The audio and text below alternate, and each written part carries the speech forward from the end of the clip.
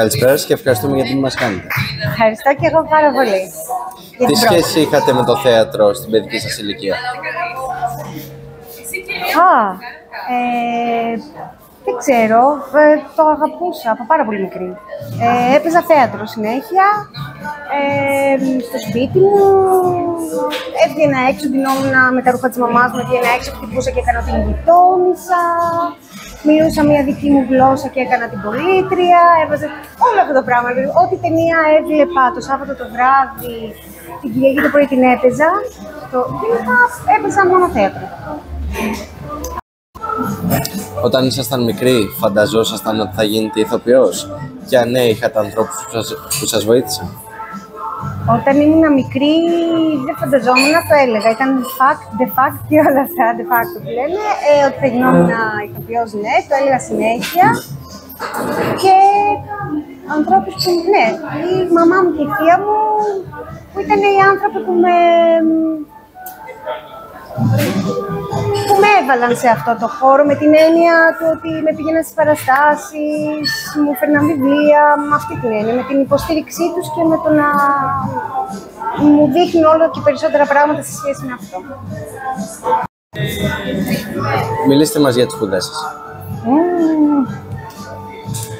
Ωραία. Λοιπόν, εγώ τελείωσα θεατρικών σπουδών στην Αθήνα. Το τελευταίο έτος που τελείωνα, η κυρία μου Ζενίδου, που δεν είναι εδώ και πολλά χρόνια στη ζωή, η καθηγήτριά μου είπε πριν τελειώσεις πήγαινε κάνε Εράσμους οπωσδήποτε. Και τελευταία στιγμή κατάφερα και έκανε Εράσμους στο Σαλέρνο. Και από εκεί άρχισε μια παράλληλη ιστορία που μετά κατέληξε όχι πια παράλληλη με την Ιταλία. Πήγα λοιπόν στο Σαλέρνο, γύρισα, ξανά φύγα για Ρώμη. Εκεί έκανα την πτυχιακή μου που αφορούσε τον Παζολίνη, τον Ειδικοδατήρανο και την ίδια και όλο αυτό το σχετικό. Και έμεινα στην Ιταλία, εκεί μπήκα σε μια δραματική. Στην αρχή ήταν πολύ αστεία και περίεργα, γιατί μου στέλνανε βιβλία, όλα τα θεατρικά έργα από την Ελλάδα και τα διάβαζα τέστο αφρόντε, δηλαδή με τα κείμενα απέναντι. Είχα και τον Ρομπέρτο, τον αγαπημένο μου φίλο, ο οποίος ήταν το κινητό μου λεξικό και δεν καταλάβαινα, μου τα εξηγούσε. Και φίλους και άλλους ανθρώπους που με βοήθησαν πάρα πολύ με τη γλώσσα μέχρι που την έμαθα. Και παράλληλα μπήκα και στο Πανεπιστήμιο του Σαπιέντσα για να κάνω ένα μεταπτυχιακό στη μετάφραση θεατρικών έργων από τα ελληνικά στα ιταλικά και από τα ιταλικά στα ελληνικά με υποτροφία. Και φυσικά δεν τελειώσαμε εκεί. Γυρνώντας στην Αθήνα, χωρίς να το θέλω, αλλά για κάποια σοβαρά θέματα τέλος πάντων, και προσπαθώντας, γιατί είχα αποφασίσει ότι θα ζήσω στην Ιταλία, να ξαναβρω τα πατήματά μου εδώ πέρα, γιατί είχα χάσει επαφές κτλ. Διάβασα στην εφημερίδα ότι η Ρούλα Πατεράκη αναλαμβάνει τη σχολή Παύλα Εργαστήριο Υποκριτικής του Άκη Δαδί, ο οποίος μόλις είχε φύγει από τη ζωή.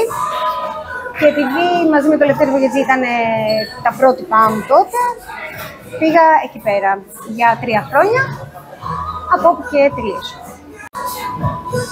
Οι σπουδές σας έχουν βοηθήσει επαγγελματικά? Επαγγελματικά...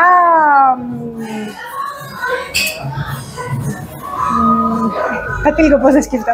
Όχι, πλέον.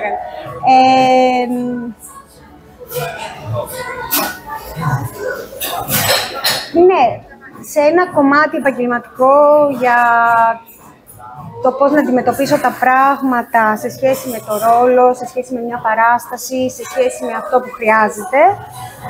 Ναι, σε σχέση με την πραγματικότητα του επαγγέλματος όσον αφορά κάποια άλλα πράγματα που δεν μαθαίνουν ούτε στην Ιταλία ούτε στην Ελλάδα, όχι. Αλλά δεν ξέρω αν τα μαθαίνεις και πουθενά αυτά, μάλλον μόνο η εμπειρία στα διδάσκει.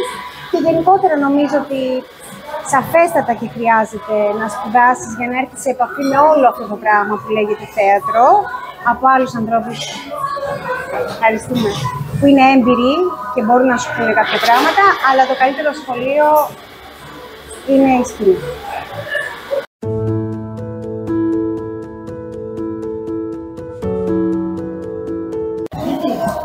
Ποια παράσταση σας έχει μείνει στο μυαλό?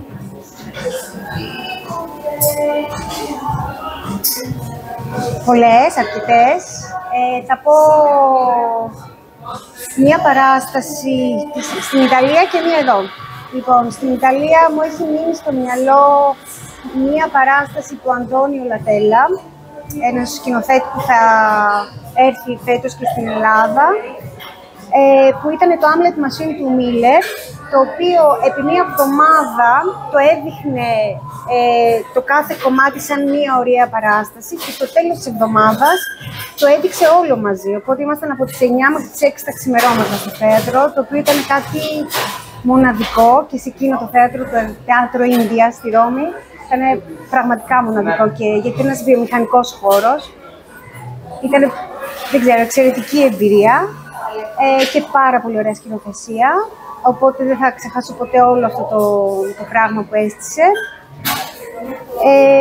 Και φυσικά θα μιλήσω για την κόλφο του Καραθάνου, για το μεσηνόκηπο του Καραθάνου, για τη Λυσιστράτη του Μαρμαρινού. Νομίζω, και για την Ελένη και τον Κύκλοψ, αν δεν κάνω λάθος, του Παπαβασιλείου. Αυτές είναι οι παραστάσεις που πάντα έρχονται στο μυαλό μου. Υπάρχει ρόλος που σας έχει στιγματίσει? Όχι, όχι. Δεν υπάρχει λόγος που με έχει στιγματίσει. Με έχει στιγματίσει όμως η δουλειά μου με την ομάδα Dinamis Teatro Indipendente στην Ιταλία, που ήταν μια δουλειά που είχε να κάνει με την καθημερινή συνάντηση, όλοι μαζί, κάνουμε προπόνηση το πρωί, τρώμε μαζί το μεσημέρι, κάνουμε πρόβα πάνω στα κείμενά μας το απόγευμα και προσπαθούμε όλοι μαζί να πάμε για παράσταση, να βρούμε τα κοστούμια μας, να βάψουμε τα κοστούμια μας, να βάψουμε τη σκηνή. Αυτή η εμπειρία με έχει σημαδέψει και αυτό είναι το όνειρό μου για το θέατρο. Αυτή η ομαδική δουλειά σε όλα. Όπου μια ομάδα ολόκληρη κινείται ο καθένας στα πόστα κάθε φορά και διαφορετικά και δημιουργεί και εκφράζει αυτό που θέλει. Ρόλος δεν με έχει σημαδέψει κάποιος και δεν ξέρω, ελπίζω να έχω την ευκαιρία να έχω τόσους πολλούς άλλους, οπότε να μην μπορώ ποτέ να την απαντήσω στην ερώτηση, γιατί πάντα κάποιος άλλος ρόλος θα περιμένουν να με σημαδέψει. Πείτε μας μερικούς ρόλους που θέλετε να ερμηνεύσετε στο μέλλον.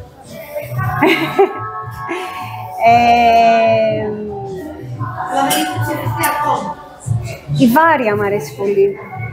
Παραδόξως, το έχω πει και σε αρκετούς, δεν ξέρω αν επαναλαμβάνομαι. Η Βάρια από το Βυσσινόκηπο δεν ξέρω γιατί μου αρέσει πάρα πολύ. Κάτι με εντριγκάρει σε αυτό το συντηρητικό από τη μια, κλειστό από την άλλη, αλλά τόσο ευαίσθητο κλάσμα. Γενικά λατρεύω τον Τσέχοφ και το χιούμορ του και όλα αυτά και στην Αρκούδα μου αρέσει ο ρόλος ο γυναικείος. Τώρα άλλους ρόλους δεν ξέρω. Όλοι μου αρέσουν, όλοι θα μ' άρεσαν, αλήθεια. Δεν έχω κάποιον πολύ αγαπημένο.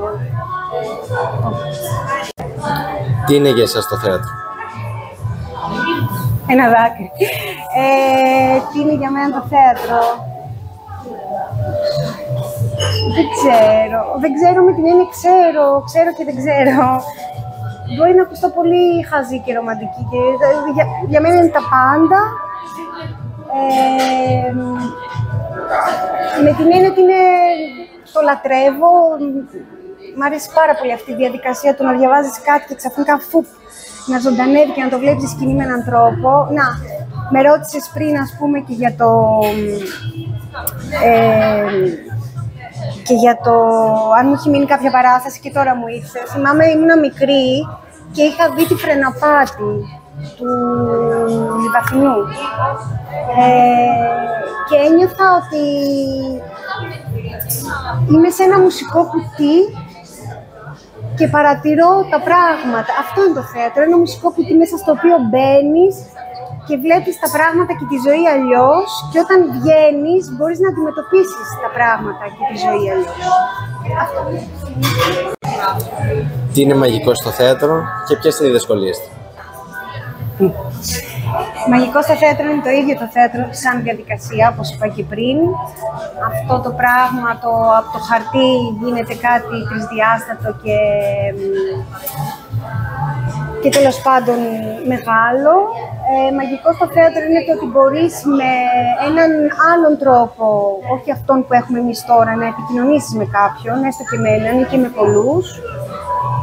Μαγικό στο θέατρο είναι η συνεργασία και η γνωριμία με άλλους ανθρώπους, όταν αυτό είναι ωραίο και ρέει και έχει ροή.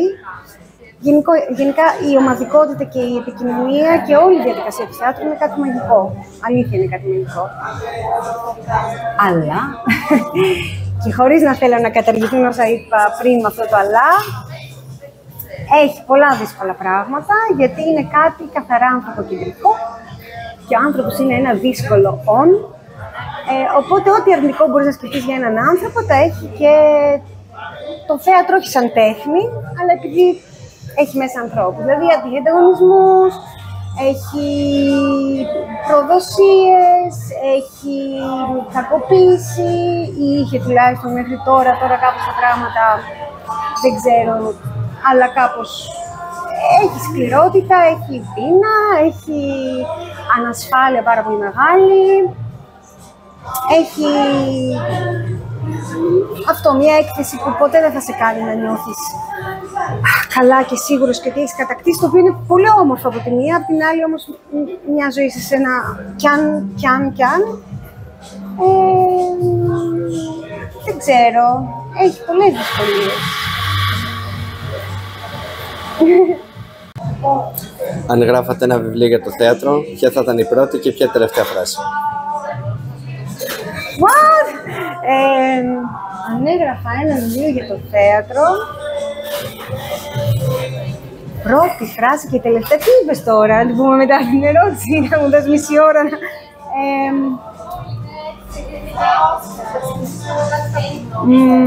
να...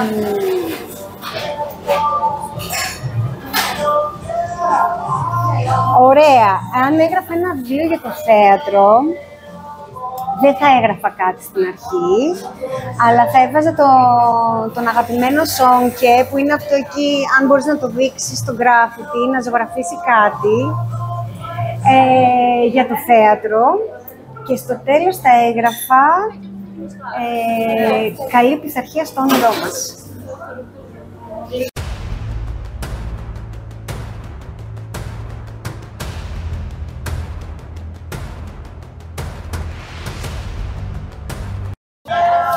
Θέατρο ή τηλεόραση? Όχι, θα σου πω κάτι. Εμένα γενικά, ενώ αντιλαμβάνομαι τη μαγεία της κάμερας και όλο αυτό το άλλο κομμάτι του κινηματογράφου και της τηλεόρασης, το θέατρο θα πηγαίνει πάντα πρώτο. Τώρα όμως η τηλεόραση σου δίνει μια αναγνωρισιμότητα, σου δίνει κάποια ίσως χρήματα, αν καταφέρεις κάπως και σου δίνει και την ευκαιρία να δουλέψεις το κομμάτι του ηθοποιού σε ρυθμούς, από ό,τι ξέρω και από το λίγο που έχω δει, σε ρυθμούς και συνθήκες πάρα πολύ διαφορετικές, το οποίο είναι πάρα πολύ σημαντικό σαν κατάκτηση να το έχεις σαν εμπειρία και σαν γνώση. Αλλά τώρα, αν τα βγάλω όλα αυτά, θέατρο. Δεν ξέρω. Αν κάνατε ταινία για τη ζωή σας, ποιος θα ήταν ο τίτλος?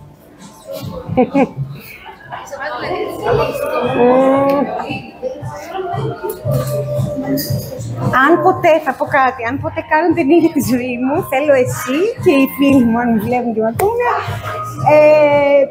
να με χαστοκίσουν. Αν έκανα... Δεν ξέρω, τώρα μου έρχεται ένας στίχος από ένα τραγούδι των Radiohead. All I want is the moon upon a stick. Περιγράψτε μας τη Δάφνη με 3 λέξεις. Δεν υπάρχει, αλήθεια, δεν γίνεται. Καταρχήν έχω 15 προσωπικότητες, με ονόματα, αφημί, άμκα, όλα. Δεν γίνεται, αλήθεια. Με 3 λέξεις είναι πάρα πολύ δύσκολο.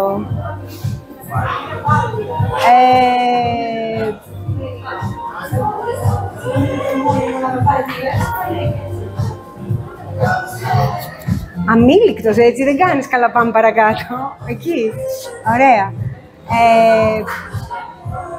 Δεν ξέρω, ωραία. Ξεροκέφαλη.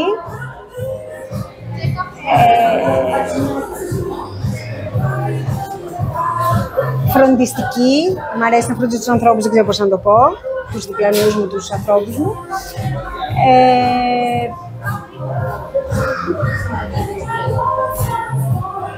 Νευρική.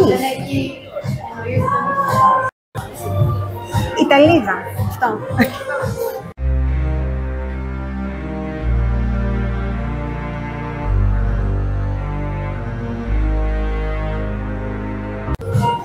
Έχετε πετύχει το όνειρό σας? Not yet. Δηλαδή, κατά μία έννοια, ναι. Αν καταφέρω να συνεχίσω ως ηθοποιός και μόνο ως ηθοποιός να υπάρχω στη ζωή μου, νομίζω σε αυτό το κομμάτι θα το έχω καταφέρει τώρα. Η μικρή Δάφνη, με τα όνειρα που είχε τότε, Θα σας βγάλω μια φωτογραφία. τι θα σας έλεγε και τι θα της λέγατε εσείς?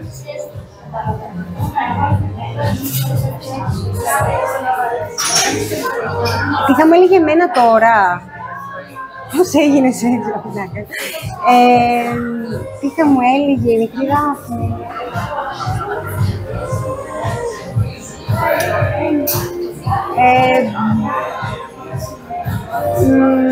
Μπορεί να μου έλεγε να είμαι λίγο πιο ξέγνιαστη και ναι, αυτό.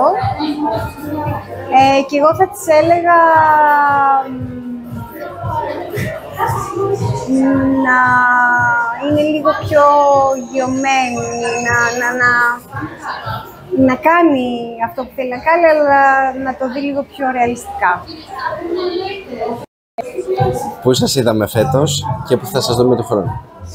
Ωραία. Φέτος λοιπόν με είδατε στον Αμπιγέρ, στη σκηνοθεσία του Κωσταγάκη, τελεία. Και στην παιδική παράσταση «Ο Φύλακας της Λίμνης», στη σκηνοθεσία της Ρουμπίνης Μοσοφορίτη. Φέτος προς το παρόν δεν έχω να ανακοινώσω για αυτή τη σεζόν κάτι και για την επόμενη είδαμε. Δεν ξέρω αν θα βγει όμως τώρα. Κάναμε και μια ταινία μικρού μήκους τώρα το καλοκαίρι τον Ιούλιο, My Father's Daughter λέγεται, σε σκηνοθεσία του Δημήτρη Άντσος, αλλά δεν είμαι σίγουρη αν θα βγει το 24, ίσως βγει το 25. Έχετε μπροστά σας έναν νέο άνθρωπο, ο οποίος θέλει να ασχοληθεί επαγγελματικά με το θέατρο. Τι συμβουλές θα του δίνατε και τι συμβουλές θα δίνατε στους γονείς του? Κοράτζο. Συμβουλές γενικά, πρακτικά, σε σχέση με το θέατρο, για τη ζωή. Το οτιδήποτε. Θα έδινα, ας πούμε στον Ηλία, λέω εγώ τώρα ένα παράδειγμα, θα του έλεγα να ασχοληθεί με το θέατρο, είναι πάρα πολύ δύσκολο, αλλά να μην μασίσει,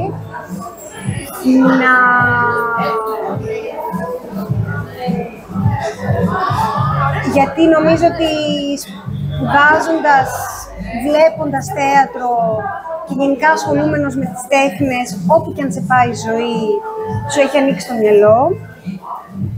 Θα του έλεγα να βλέπει πάρα πολύ θέατρο.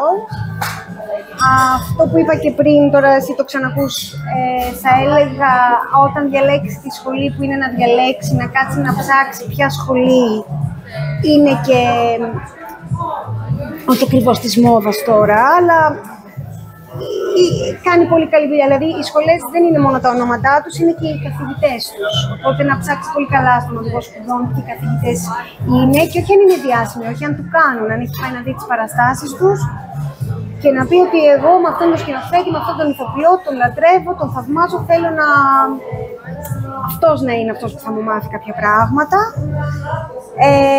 Να μην σταματήσει ποτέ να μορφώνεται, να ταξιδέψει πάρα πολύ, αν όχι να σπουδάσει έξω κάποια στιγμή, ένα μεταπτυχιακό, ένα σεμινάριο, οτιδήποτε, οπωσδήποτε να ταξιδέψει έξω, οπωσδήποτε να δει πράγματα έξω και όχι μόνο παραστάσεις.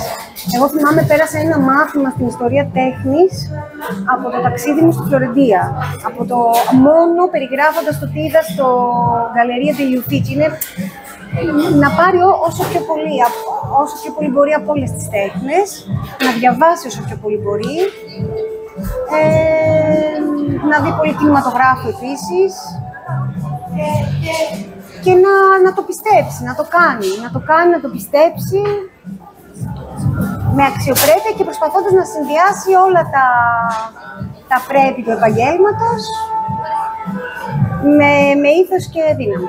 Τώρα στους γονείς θα έλεγα, παιδιά, αν μπορείτε και έχετε λεφτά, στηρίξτε τον. Αν δεν μπορείτε και δεν έχετε λεφτά, πάλι στηρίξτε τον, θα τα καταφέρει.